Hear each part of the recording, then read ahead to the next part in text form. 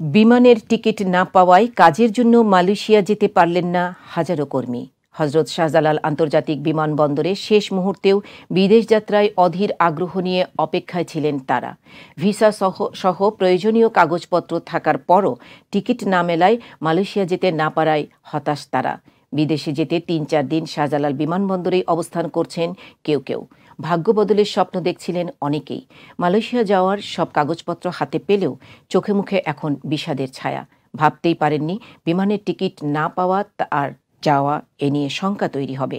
৩ দিন ধরে শাহজালাল আন্তর্জাতিক বিমানবন্দর তার বিভিন্ন অফিসে ঘুরছেন তারা। তার মতেই টিকিট না পাবার হতাশা নিয়ে বিমানবন্দরে কয়েকদিন ধরেই অবস্থান নিয়ে আছেন এই মানুষজন।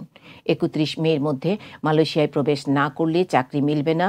কুয়ালালামপুর থেকে এমন নির্দেশনা জানার পর থেকেই টিকিট পাওয়ার চেষ্টা করে আসছেন তারা।